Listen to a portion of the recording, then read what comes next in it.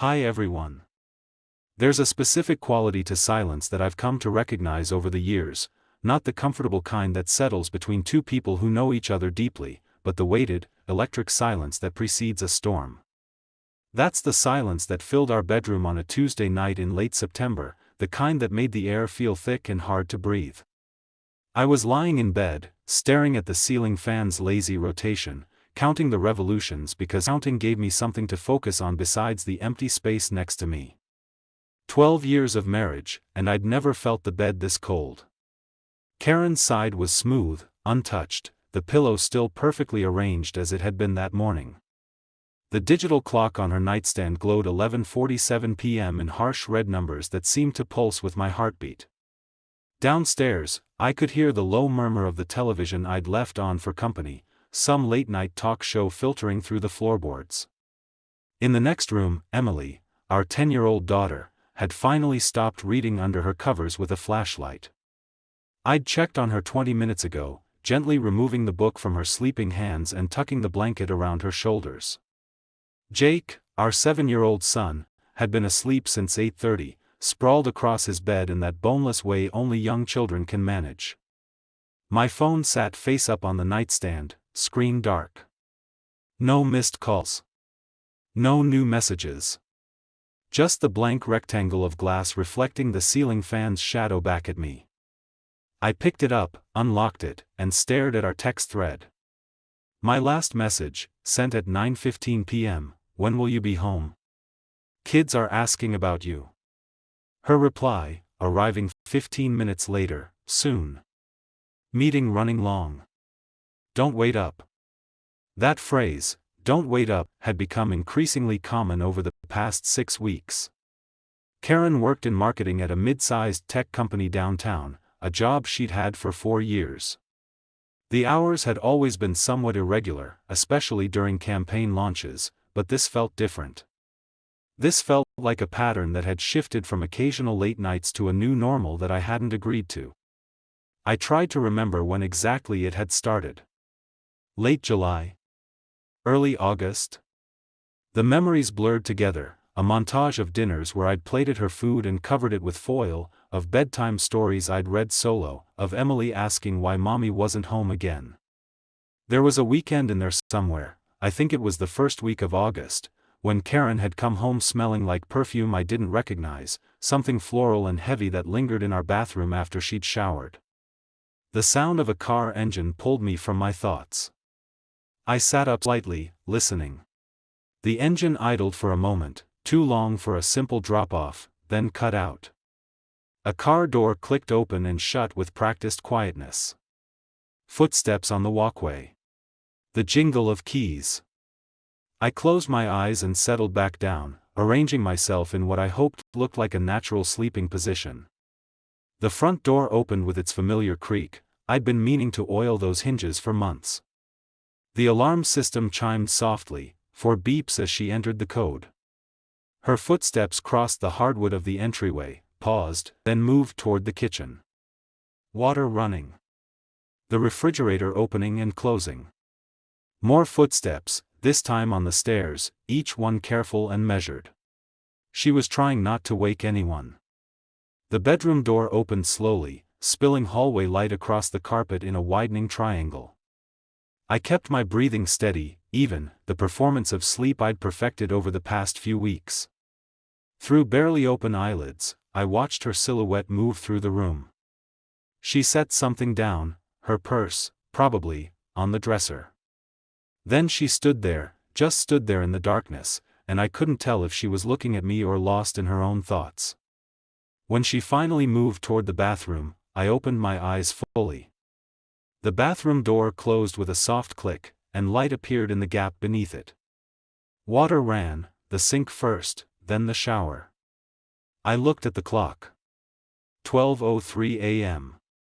In the 12 years we'd been married, through pregnancy complications with Emily, through my father's death 3 years ago, through career changes and cross-country moves and the normal chaos of building a life together, I'd learned to read Karen's rhythms like a second language.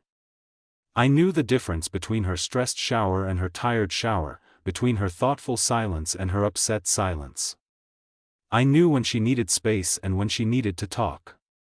But lying there in that bed, listening to water hit tile through the bathroom door, I realized with a creeping, uncomfortable certainty that I didn't know who was in that shower.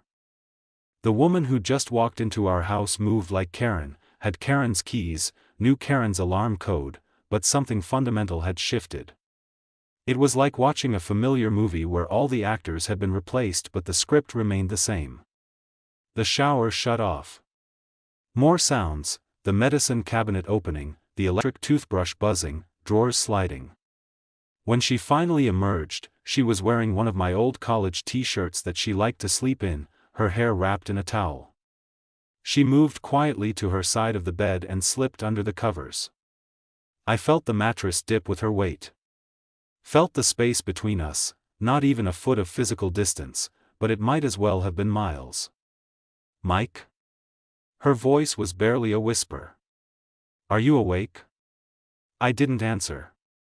I wasn't ready for whatever conversation she might want to have at 12:30 in the morning. Wasn't ready to hear another explanation about impossible meetings and demanding clients and deadlines that couldn't wait. She sighed, a long exhale that sounded like relief or regret or maybe both. Then she turned on her side, facing away from me, and within minutes her breathing had evened out into sleep. But I lay there, eyes open, watching shadows move across the ceiling, and wondered when exactly I'd become a stranger in my own marriage. And more pressingly, what was I going to do about it? This opening establishes the psychological foundation of betrayal through absence and silence rather than confrontation. The cause-effect structure is already evident. Karen's physical and emotional absence, cause, creates Mike's hypervigilance and cognitive dissonance, effect. The sensory details, the cold bed, the red clock numbers, the unfamiliar perfume, serve as environmental markers of relationship deterioration. Mike's decision to feign sleep rather than confront reveals his conflict-avoidant nature and his unconscious fear of confirmation.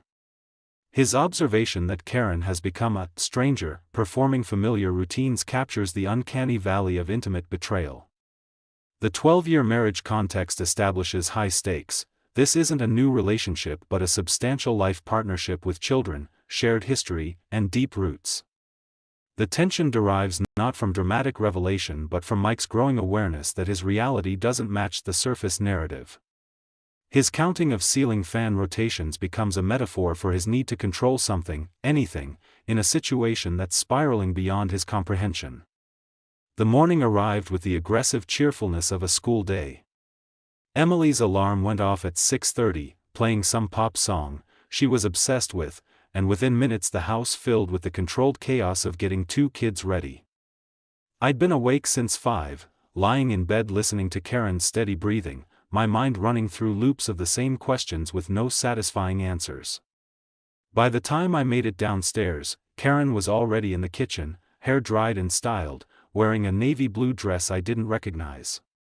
She stood at the counter preparing Emily's lunch with the kind of focused efficiency that suggested she was trying very hard to appear normal. "Morning," I said, moving to the coffee maker. "Morning." She didn't look up from the sandwich she was assembling. "I made coffee already. Should still be hot." I poured myself a cup and leaned against the counter, watching her. In the morning light filtering through the kitchen window, she looked tired. Not just regular tired, there were shadows under her eyes that concealer couldn't quite hide, and a tightness around her mouth that spoke to stress she wasn't sharing. "Late night," I said. It wasn't quite a question. "Yeah." She pressed the sandwich halves together and wrapped them in wax paper with sharp, precise movements. "The Granderson campaign is killing me. They keep changing their requirements, and Jenkins is being completely unreasonable about deadlines." The explanation was smooth, practiced. She'd mentioned the Granderson campaign before, a new client, some kind of real estate development company. It was plausible. Everything she said was always plausible. Emily bounded into the kitchen, her backpack bouncing against her shoulders. "Mom! You're here." Karen's entire demeanor shifted, softening. "Of course I'm here, sweetie. Where else would I be?" You're always working, Emily said matter-of-factly, grabbing a granola bar from the pantry. Dad said you have a really important project. I do, but you're more important. Karen kissed the top of Emily's head, and something in my chest twisted. Because I could see it, the genuine love there, the way she held our daughter a beat longer than necessary. None of this felt like the behavior of someone who'd checked out of our family. Which made everything else even more confusing. Jake appeared moments later, hair sticking up in 3 directions despite the shower I'd supervised earlier. The morning accelerated into the usual routine: breakfast, lost homework, misplaced shoes, debates about whether it was jacket weather. Karen moved through it all with practiced ease, but I noticed things I hadn't paid attention to before. Her phone, face down on the counter, buzzed twice during breakfast. She glanced at it but didn't pick it up. When Jake asked her a question, there was a half-second delay before she responded, as if she was pulling her attention back from somewhere else. And when I reached past her to grab the milk, she flinched, just slightly, barely noticeable, but she flinched. By 7:45, I was loading the kids into my car for the school run. Karen had already left for work, citing an early meeting. I'd heard her talking to someone on the phone as she'd walked to her car, her voice too low to make out words but the cadence familiar, professional, pleasant, engaged. I dropped Emily and Jake at their respective schools, went through the wave and smile routine with other parents, and drove to my own job at a civil engineering firm where I spent my days reviewing structural plans and running load calculations. Work that required precision and predictability. Work that made sense. But I couldn't focus. I sat at my desk, staring at blueprints that might as well have been written in ancient Greek, my mind replaying the morning in obsessive detail. Around 10, I did something I'd never done before. I pulled out my phone and opened the Find My Friends app that Karen and I had installed years ago, back when Emily was a toddler and we'd wanted the security of knowing where each other was in case of emergency. We'd never really used it, but we'd never turned it off either. I pulled up Karen's location. The little blue dot sat stationary at an address downtown, her office building. Exactly where she was supposed to be. I felt simultaneously relieved and disgusted with myself. What was I doing? Tracking my wife like she was a suspect? But even as I closed the app, I didn't delete it. I left it running in the background. The day crawled forward. I called Ben, my younger brother, during lunch. He lived about 40 minutes away and worked in IT for a healthcare company. We'd always been close, the kind of brothers who could talk about anything. "Hey, man," Ben said, answering on the second ring. "What's up?" "Nothing, just wanted to check in." I was sitting in my car in the parking lot, watching people come and go from the sandwich shop across the street. "Yeah? You sound weird." "I'm fine. Mike." Ben's voice shifted into older brother mode despite being 3 years younger. "Talk to me." I hesitated, then, "You ever get a feeling about something?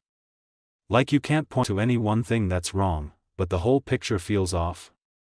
There was a pause. "This about Karen? What makes you say that?" "Because you called me at lunchtime on a Wednesday to ask vague philosophical questions." "What's going on?" I told him. Not everything. I didn't mention checking her location or pretending to be asleep, but the broad strokes. The late nights. The distance. The feeling that she was performing her life rather than living it. Ben listened without interrupting, which was one of his better qualities. When I finished, he was quiet for a moment. "Could be stress," he finally said. "Could be she's got something going on at work she's not talking about. Could be depression. Could be a lot of things." "Yeah. But you don't think it's any of those things?" "I don't know what I think. That's the problem." "Have you asked her directly? Not about the late nights, but about whether she's okay? Whether you're okay?" I watched a woman emerge from the sandwich shop, juggling 2 bags and a drink carrier. "Not yet. Maybe start there." before you assume the worst. He was right, of course. Ben was usually right about relationship stuff, which was ironic considering he'd been single for 2 years and showed no signs of changing that status. But his advice was sound. Communication, honesty, direct questions, all the things we'd promised each other when we got married. That evening, I picked up the kids, took them to Jake's soccer practice, and came home with plans to order pizza and try to talk to Karen. Really talk, the kind of conversation that required eye contact and honesty and vulnerability.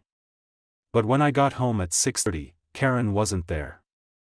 The house was quiet, dark. I turned on lights, let the kids scatter to their homework and video games, and checked my phone. No messages. I called her cell. It rang 4 times before going to voicemail. "Hey, it's me," I said. "Just wondering when you'll be home. We're going to order pizza. Call me back."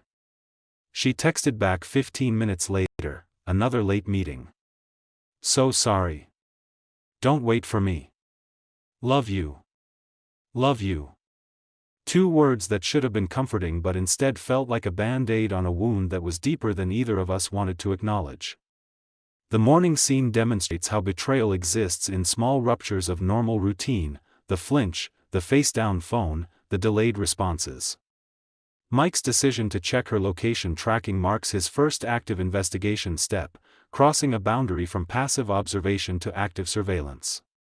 His self-disgust reveals his internal conflict. He's violating their implicit privacy trust while suspecting she's violating a much larger trust. Karen's genuine affection toward Emily demonstrates the compartmentalization typical in affairs. She hasn't emotionally abandoned her family, which makes her behavior more complex and confusing for Mike. The "love you" text exemplifies this. It's not a lie, but it's incomplete truth. Ben serves as Mike's rational anchor, encouraging direct communication over paranoid investigation. This reflects the common trap of suspicion. Evidence gathering feels safer than confrontation because it protects against the vulnerability of being wrong or being lied to. The pizza dinner plan symbolizes Mike's desire for normalcy, for the nuclear family experience, which becomes an empty ritual when the key member is missing. Sleep became a negotiation. I'd lie down each night with the intention of rest, but my brain had different plans. It cataloged inconsistencies like a computer running diagnostic scans: the new perfume, the phone always face down, the way she'd started sleeping on the far edge of the bed as if she was trying not to touch me accidentally. By the second week of October, I'd developed a routine I wasn't proud of. After Karen fell asleep, which she did quickly these days, the sleep of the exhausted or the guilty, I'd wait 20 minutes, then carefully slide out of bed. I'd go downstairs, make chamomile tea I didn't drink, and sit in the dark living room with my phone. The Find My Friends app became my obsession. I'd check it at random times throughout the day. Most days, Karen was exactly where she said she'd be: her office, client meetings at locations I could verify with a quick Google search, lunch spots downtown. But there were inconsistencies. Small ones. On a Thursday afternoon, the app showed her at an address in the Riverside district, an upscale area of loft apartments and trendy restaurants. When she came home that night and I asked casually about her day, she mentioned being at the office all afternoon, working on presentations. I said nothing. Just filed it away. The following Tuesday, I checked at 9 p.m. and found her location at a different address, this one in the warehouse district. When she came home at 11:30, she said she'd been at a work dinner with clients at Merlino's, an Italian restaurant on the complete opposite side of town. I couldn't tell if these were GPS glitches or evidence of something I didn't want to name. The not knowing was worse than any truth could be. I found myself creating explanations, elaborate scenarios where everything had a reasonable explanation. Maybe she'd met clients at their offices. Maybe the GPS was picking up cell tower locations instead of actual positions. Maybe I was seeing patterns where none existed, my paranoia creating a narrative to explain the general sense of unease. But then there were the other things. The things harder to explain away. One evening, while Karen was in the shower, her phone buzzed on the nightstand. I glanced at it automatically and saw a notification preview: Ryan, can't wait for Friday. Ryan. I didn't know a Ryan. Karen had never mentioned a Ryan. My hand moved toward the phone before I consciously decided to reach for it. I picked it up, tilted it to catch the face recognition, but she'd recently changed her settings. It required a passcode now, something she'd never needed before. The shower shut off. I set the phone down quickly, heart hammering. Karen emerged in her towel, hair dripping. "Hey, can you grab me my phone? I need to check something." I handed it to her, watching her face. Nothing. No guilt, no nervousness. She unlocked it with a 6-digit code I couldn't see, tapped a few times, smiled at something, then set it down. "Everything okay?" I asked. "Yeah, just Lisa confirming lunch for Saturday." Lisa. Her best friend from college, the one she'd known for 15 years. They did lunch semi-regularly. But the message I'd seen wasn't from Lisa. It was from Ryan. The following Saturday morning, Karen was cheerful, humming while getting ready. "I'm meeting Lisa at that new brunch place on 5th Street, she said, applying lipstick in the bathroom mirror. "Should be back by 2 or so." "Sounds nice," I said. "Tell her I said hi." "Will do." She kissed me quickly, a peck that landed mostly on my cheek, then grabbed her purse. "Love you." "Love you too." I listened to her car pull out of the driveway. Waited 5 minutes. Then I opened the app. Her blue dot moved through town, but not toward 5th Street. It went in the opposite direction, toward the Riverside district again.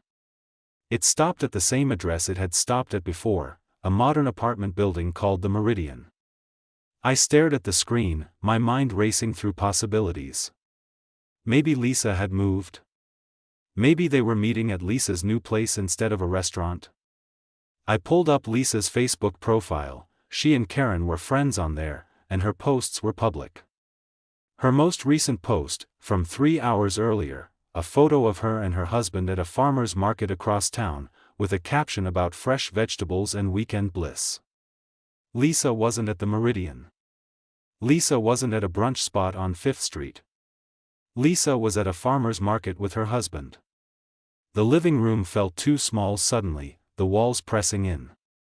I stood up, sat down, stood up again.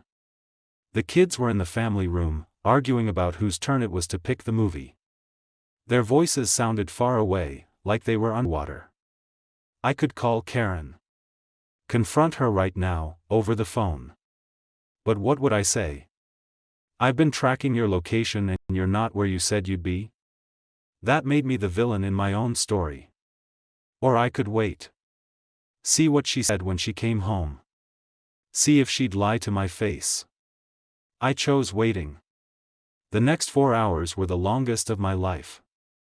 I made lunch for the kids, supervised a Lego project, broke up 2 fights, and responded to texts from Ben about our mom's upcoming birthday.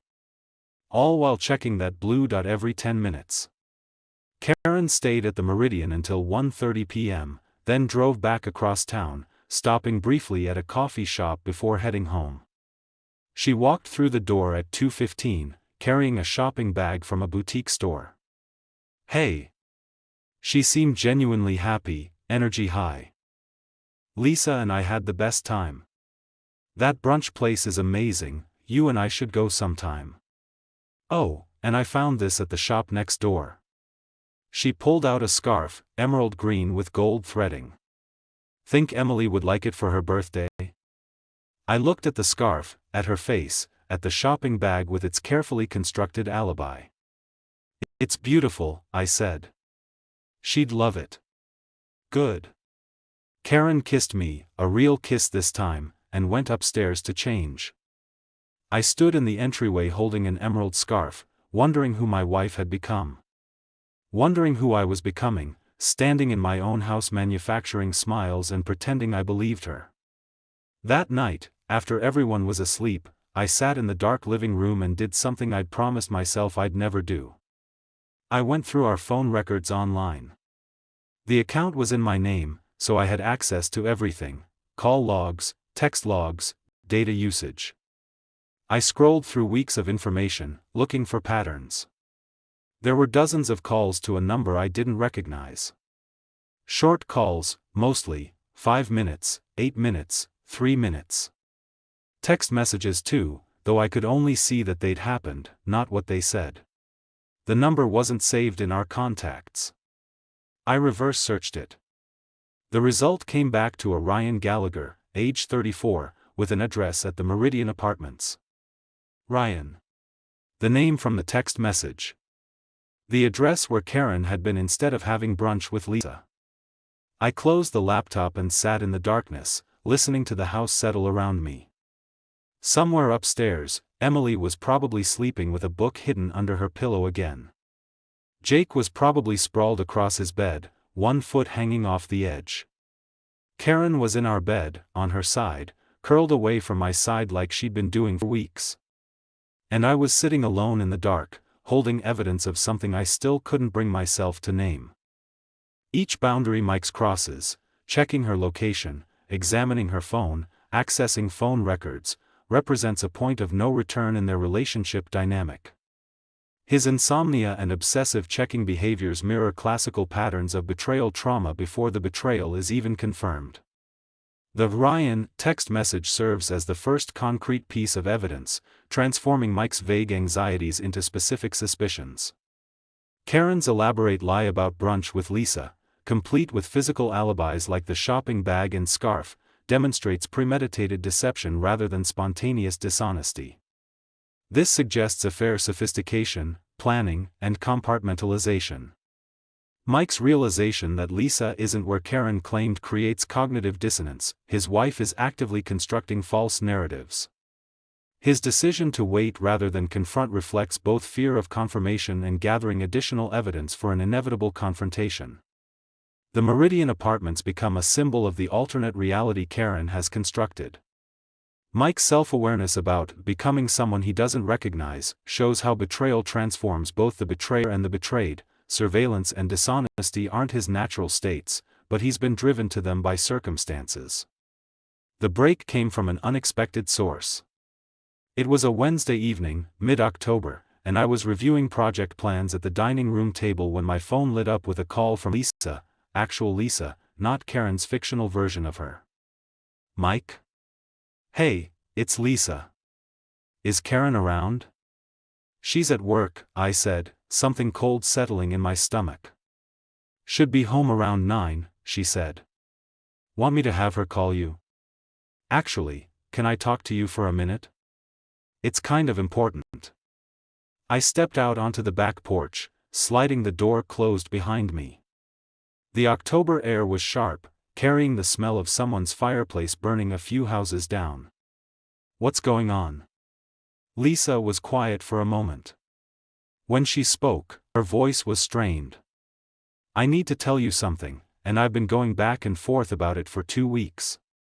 I'm probably breaking girl code or whatever, but I can't. Mike, I can't keep watching this happen. My hand tightened around the phone. Watching what happen? Karen's having an affair. The words hung in the air between us. Even though I'd suspected, even though I'd found evidence, hearing someone else say it out loud made it real in a way it hadn't been before. How do you know? My voice sounded strange, distant. She told me. Not directly, she's not that stupid, but she's been too busy to see me for weeks, and when we finally did meet up last week, she was different. Distracted. And she kept checking her phone and smiling at messages and... I asked her directly. She denied it, but she's a terrible liar, at least to me. Did she say who? No. But Mike, I'm sending you something. Just, prepare yourself, okay? My phone buzzed. A text from Lisa containing 3 photos.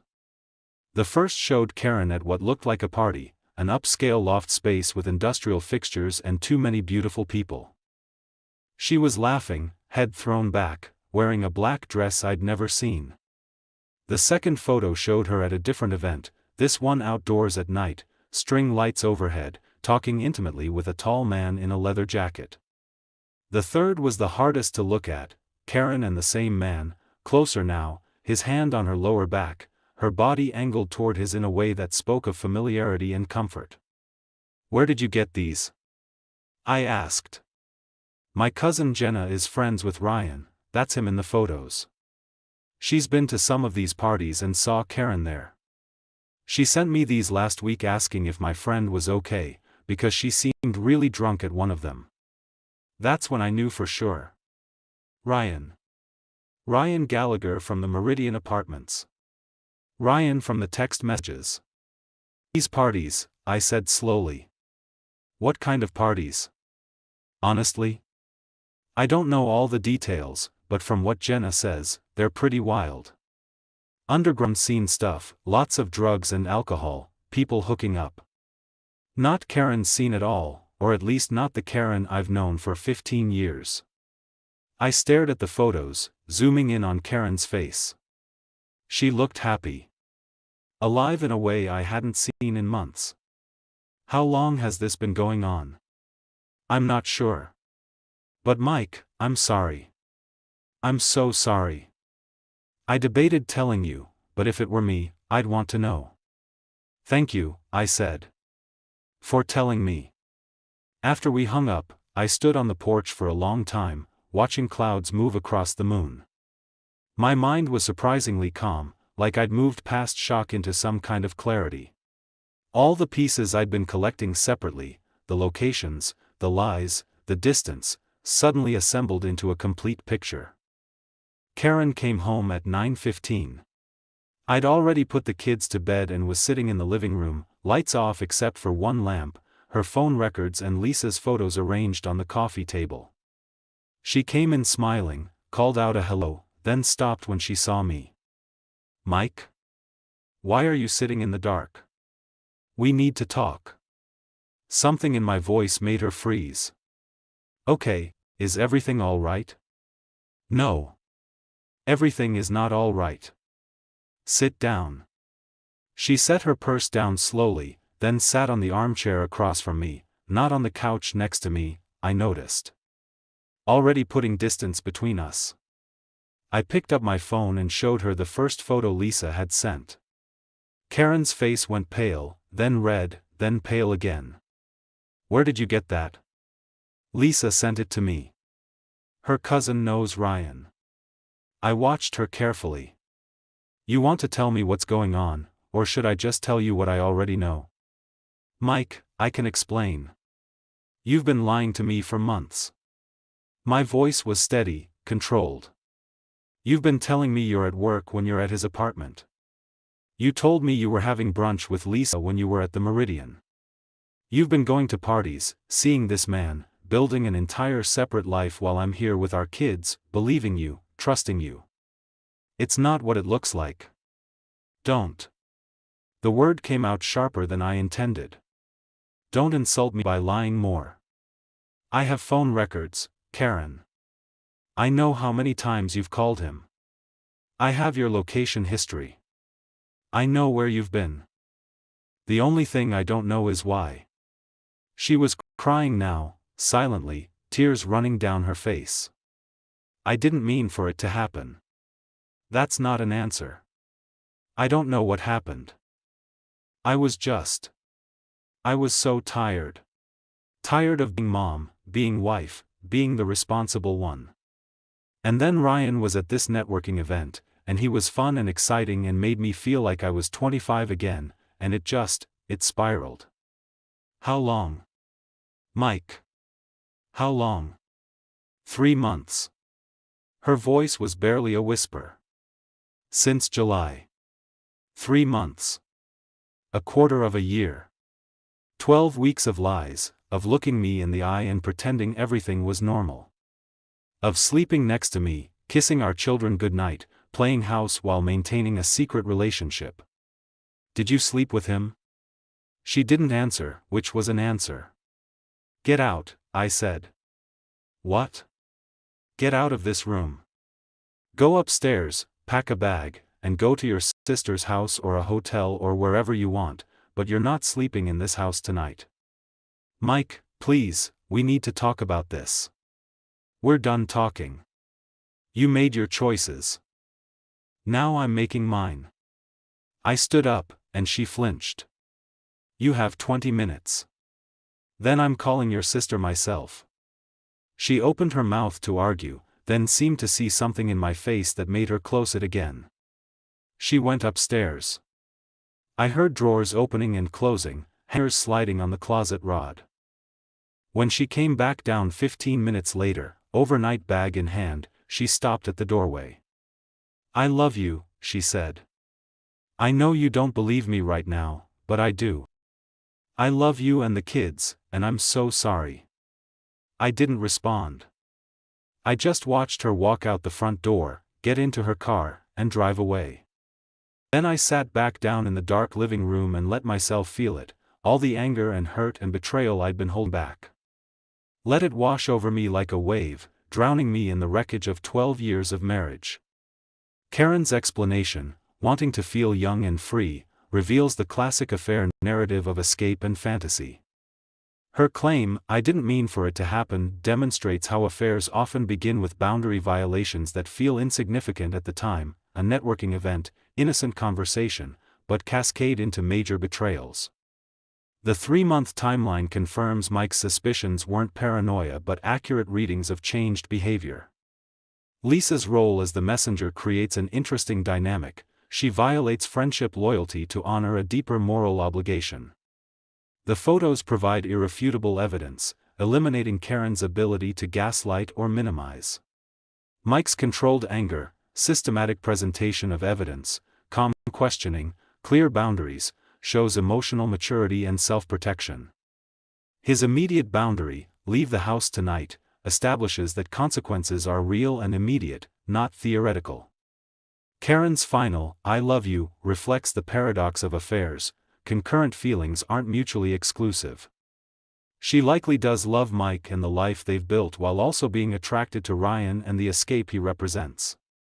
Mike's refusal to engage with her declaration shows his understanding that love without trust, respect, and fidelity is insufficient foundation for marriage.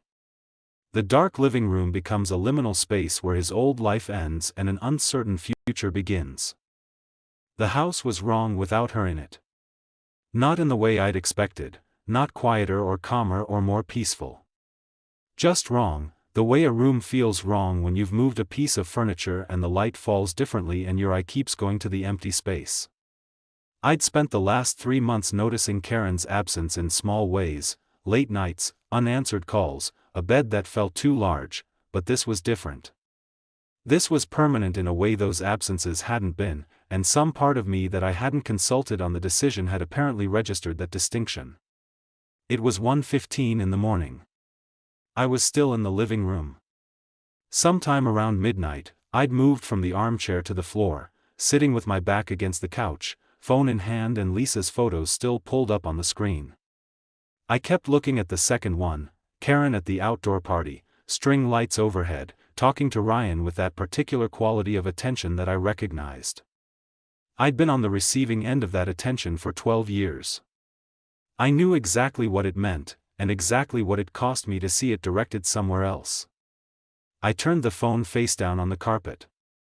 The clock on the wall ticked. The refrigerator hummed in the kitchen. Upstairs, one of the kids shifted in their sleep, a creak of springs, a murmur, then silence again. Emily or Jake, dreaming their way through a night that would be different when they woke up, even if they didn't know it yet. At 2 a.m., I texted Ben. She's gone. You were right. He called inside 60 seconds. Are you okay? No. The honesty of it surprised me. I'd spent so long telling people I was fine, I'd almost forgotten the other answer. Not even a little bit. Do you want me to come over? I almost said no, the reflexive politeness of a man who'd been performing competence for months. Instead I said, yeah. If you can. Ben arrived at 2:45 in a sweatshirt and running shoes, carrying a six-pack of beer he'd had in his refrigerator and a general air of someone who had rearranged their life on 30 minutes' notice without making a production of it. He let himself in with the spare key he'd had for years. He sat down on the floor next to me, not on the couch, on the floor, which for some reason mattered, and opened 2 beers and handed me one. We sat in the dark for a few minutes before he said anything. What happened? I told him everything. All of it, the location tracking, the phone records, Lisa's call, the photos. The confrontation. Karen's explanation, I was tired of being responsible. He made me feel 25 again. The overnight bag. The front door. Ben listened without interrupting. He was good at that. When I finished, he didn't say I told you so.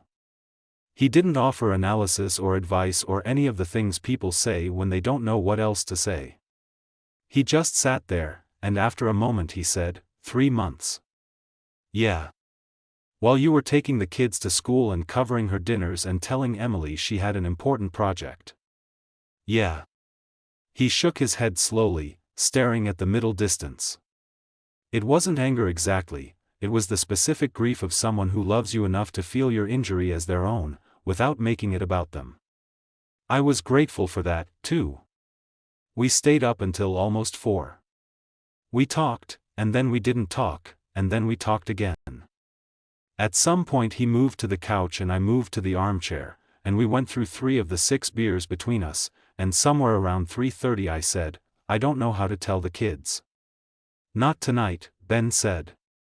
No. Not tonight. One thing at a time. Tonight, you just survive tonight.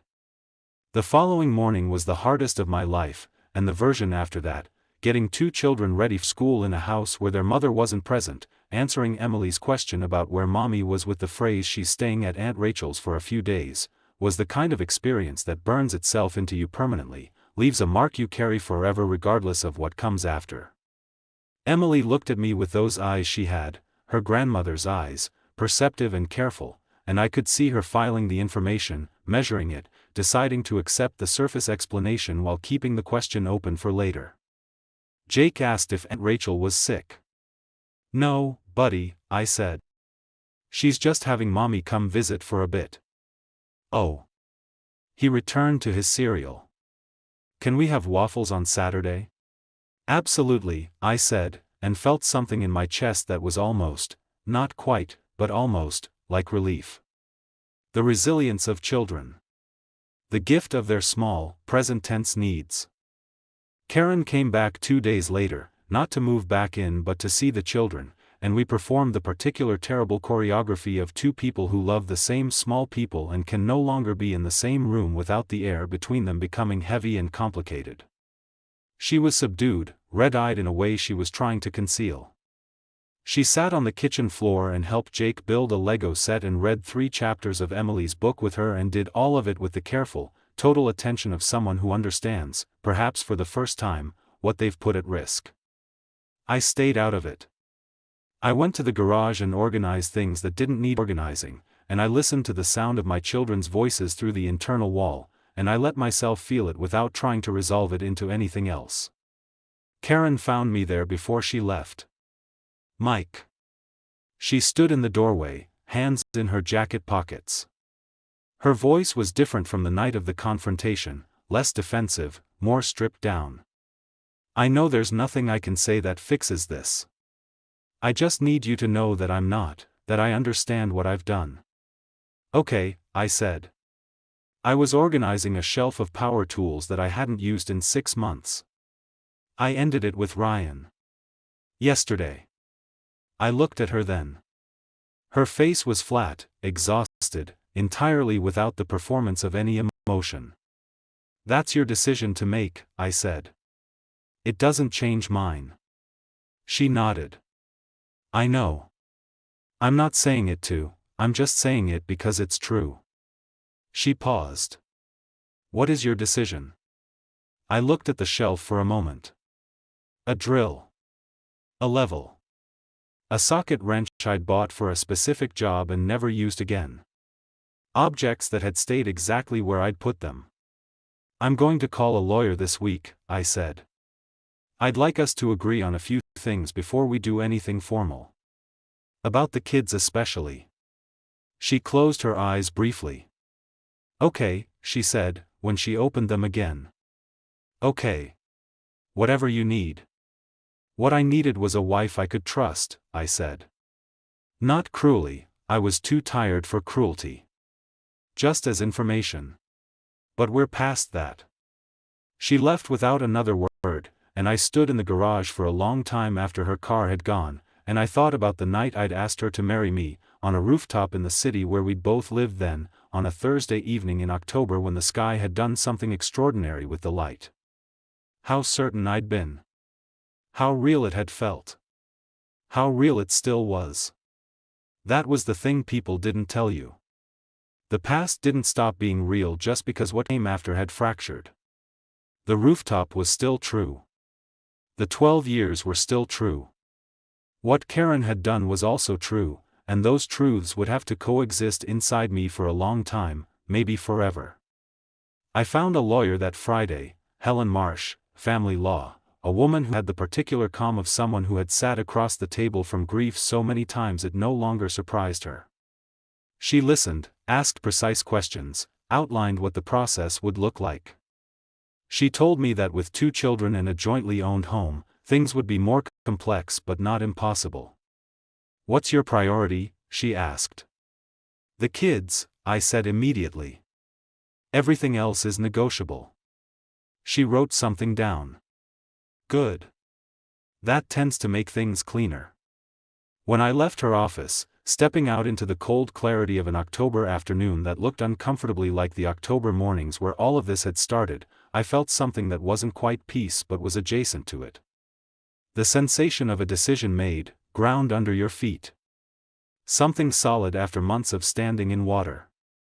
I drove home along a route I'd driven 1,000 times, through streets I could navigate blindfolded, through the small ordinary world I'd been living in and apparently not quite seeing, and I thought, okay.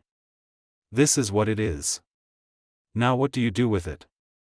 Every action Mike takes in this section is the direct behavioral expression of an internal emotional state.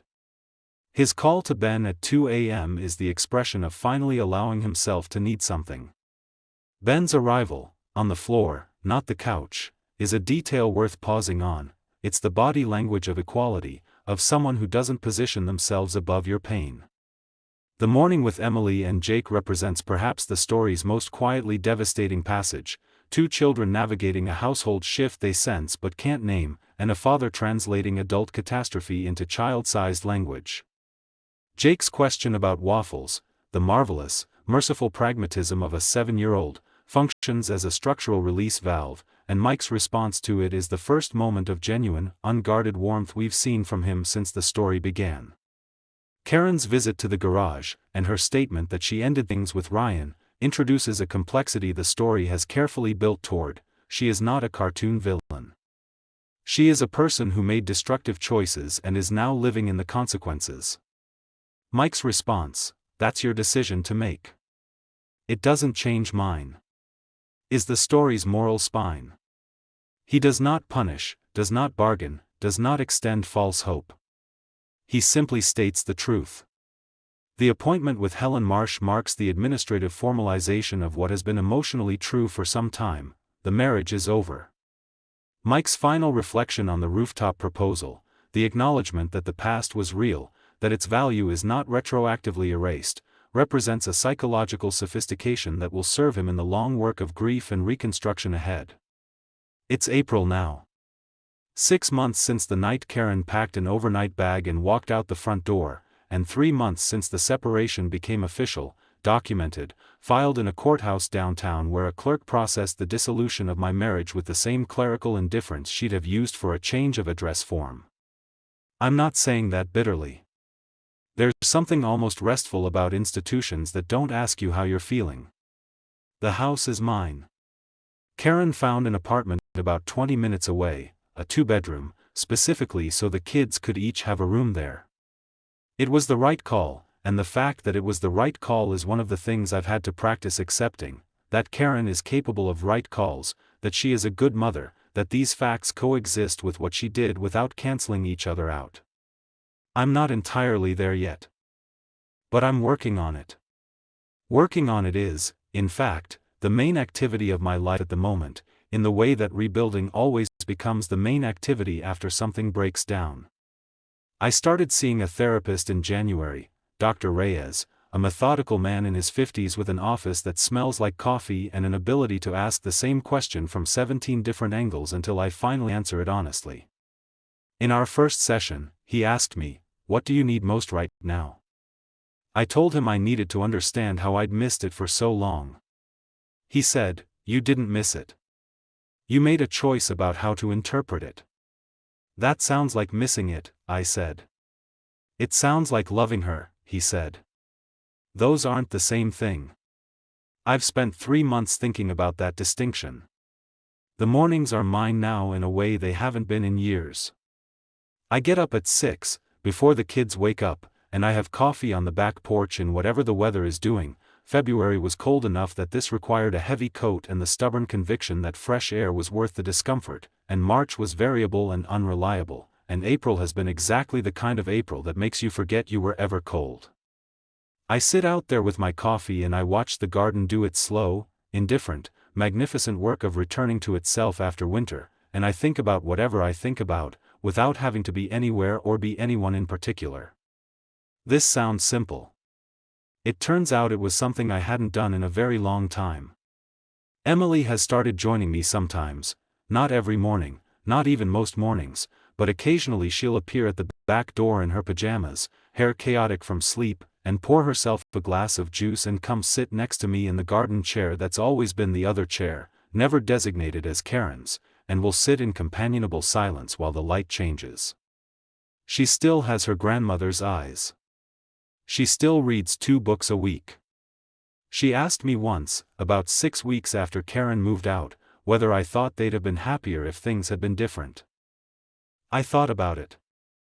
"I think they would have been different," I said.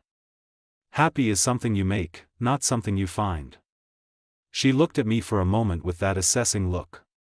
"That's kind of a grown-up answer. You asked a grown-up question." She seemed to accept this, and went back to her juice, and the garden went on returning to itself. Jake has, in the way of 7-year-olds, absorbed the new logistics of 2 houses with an adaptability that I find both humbling and slightly heartbreaking. He keeps his main Lego collection at mine and a secondary collection at Karen's, a division he negotiated himself with the seriousness of a trade treaty. He has a system for which stuffed animals go where. He told me last month that he actually likes having 2 bedrooms because he can decorate them differently. I told him that was a very practical way to look at it. He told me that his friend Marcus at school also has 2 houses, and Marcus said it's actually good because you get 2 birthday cakes. I laughed, a real laugh, the unguarded kind, for the first time in what felt like months. Ben has been what Ben has always been, steadying, present, and occasionally insufferable in the exact proportions I need. He's been coming over most Sundays with food that he insists on cooking in my kitchen, which results in a mess that takes twice as long to clean up as it would have if I just cooked myself, and conversation that ranges from practical to philosophical depending on how the week has been. He doesn't treat me like a man in recovery, which is partly what makes him so useful to a man in recovery. Last Sunday he brought ingredients for a chicken tajin that took 3 hours and left turmeric on 4 surfaces and was genuinely excellent.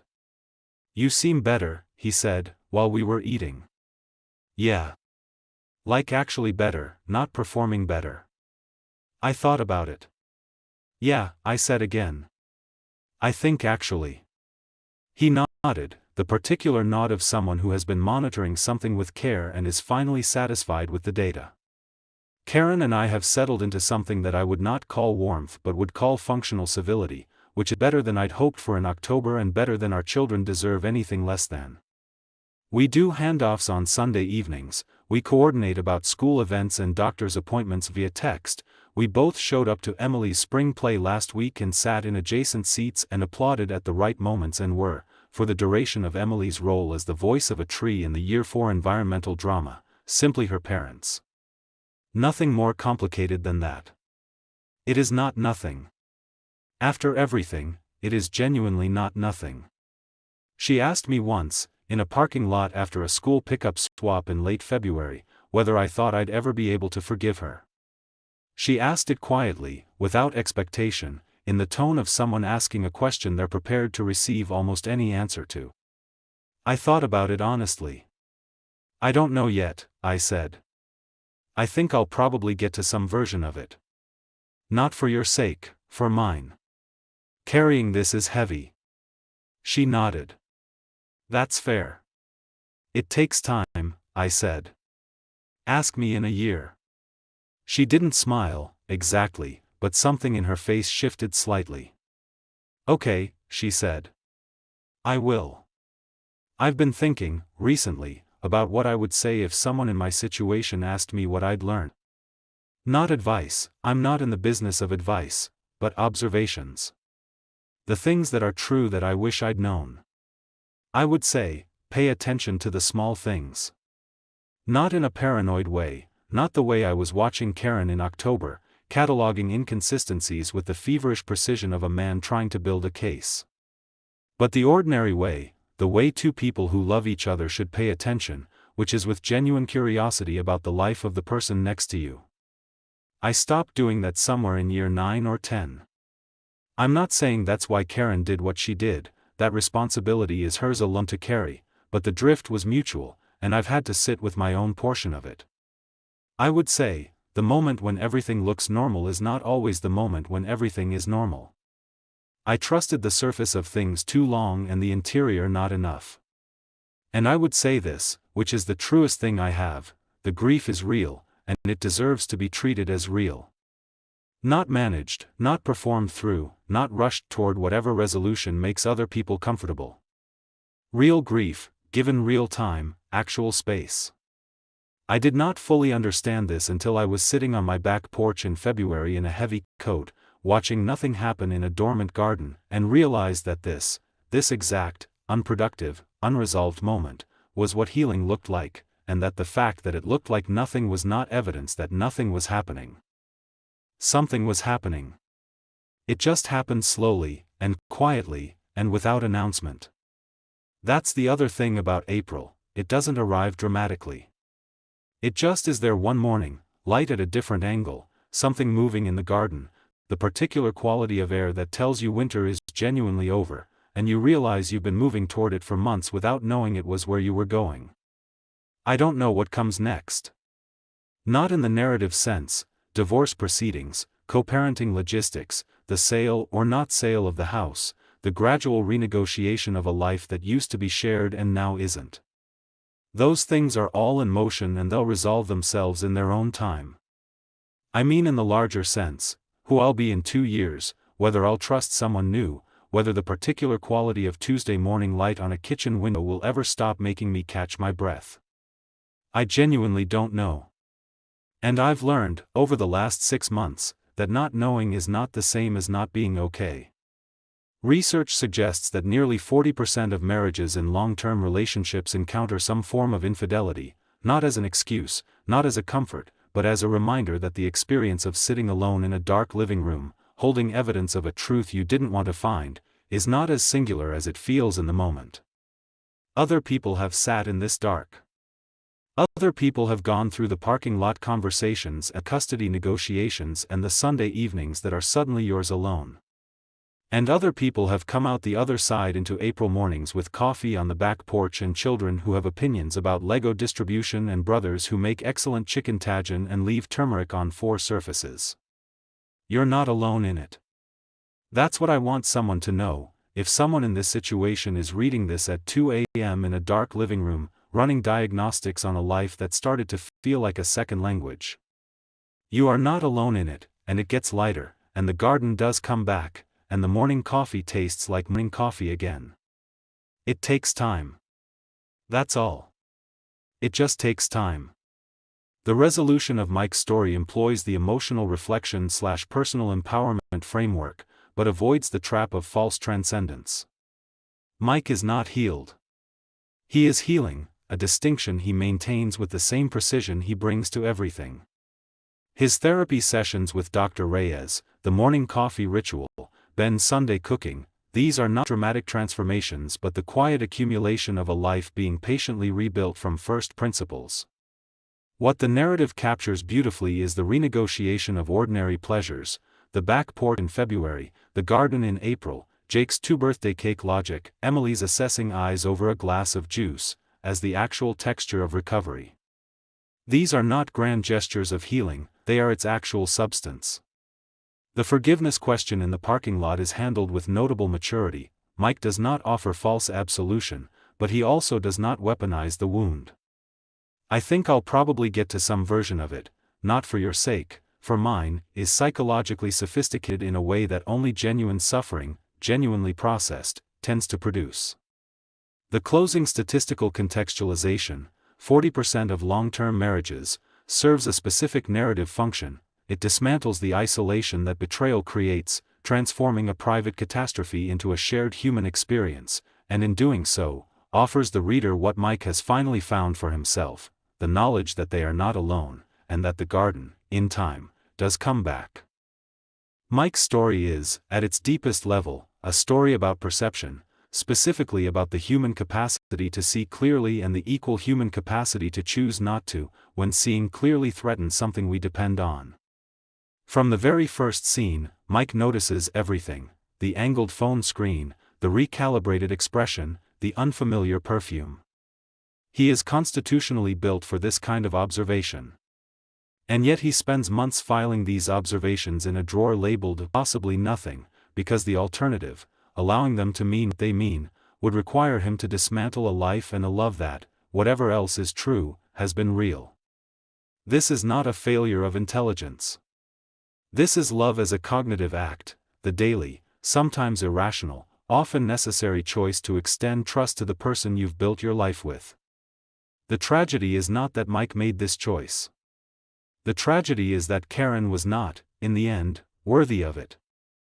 The story refuses to reduce Karen to a villain, which is one of its most psychologically honest choices. She is a person who made destructive choices under the influence of dissatisfaction and desire, who constructed elaborate deceptions to protect something she wasn't ready to examine, and who arrived at genuine remorse only when the consequences became undeniable. This is neither excusable nor incomprehensible. It is simply human, in the least flattering sense of the word.